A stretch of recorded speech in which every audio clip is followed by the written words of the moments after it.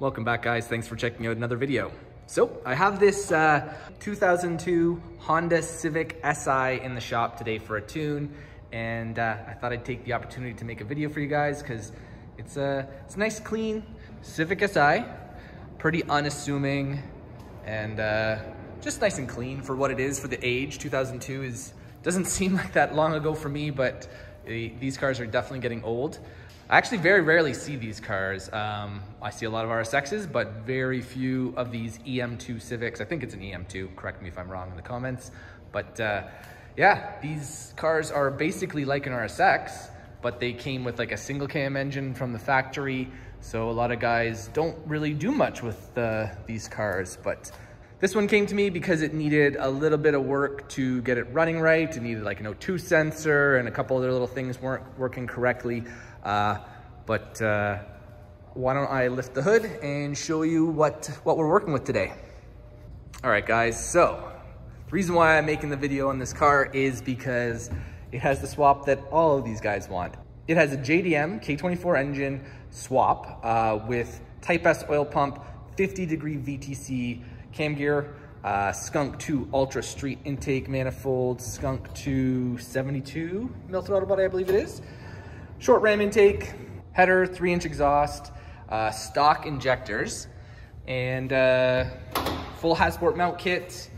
This car put down some great numbers today. Why don't I cut to the dyno shots and then I'll share the final results with you.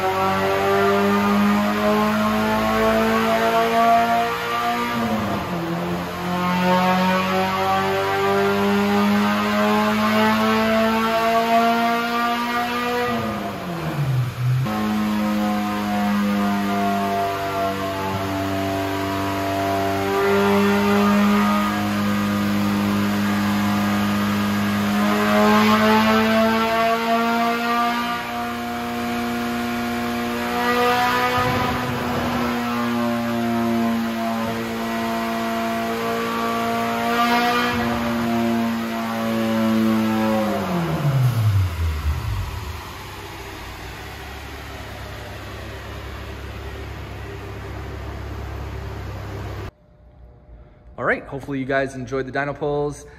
Today, this car put down 233 horsepower, basically 234, and 194 foot-pounds torque. Red line today was set at 7,600 on this engine. Even though we could go higher, it does have the Type S oil pump. The JDM K24A cams were running out of breath. Don't worry about the index on the bottom. It's slightly off because I couldn't get a good, accurate RPM signal off the coils. So when that doesn't work, you can calculate RPM based off of wheel speed, but it doesn't always line up perfectly. So don't worry about the RPMs not lining up. This does rev out all the way to 76, but the JDM cams just didn't breathe well above 7,600 RPM. So we limited redline to 76. Pretty good results in my opinion. VTEC at 46, 30 degrees VTC down low, 40 degrees VTC up until about 5,500, and then I have it tapering down to about 15 at redline. This is pretty much the max you can make on this setup in my opinion. The injectors are stock. I think I mentioned that. These injectors today were at 98% calculated duty cycle. They are completely maxed out. You can see they go weird. You basically lose control of the injector and it goes really rich because like they get stuck open. So I definitely think it'd be worthwhile to switch to a slightly bigger set of injectors. And then we could fine tune it more, and maybe if we upgraded the intake a little bit, maybe did a cold air intake. The header performed pretty decently. It is just a DC Sports header. It performed well, but it's not like the biggest tube. And I think maybe if you went with a big tube header, we could squeeze a bit more power out of the setup. But honestly, I think these are great results. I think the customer's gonna be super happy with them. The cool thing about this car is it's basically like a sleeper. It's so unassuming, not flashy or anything, but it's putting down some great numbers. It should surprise a bunch of people, and should be a lot of fun on the street. So anyways, that's about it for this video, guys. Hopefully you've enjoyed it. Let me know what you think in the comments. Like always, if you enjoyed it, do me a favor, hit that like button.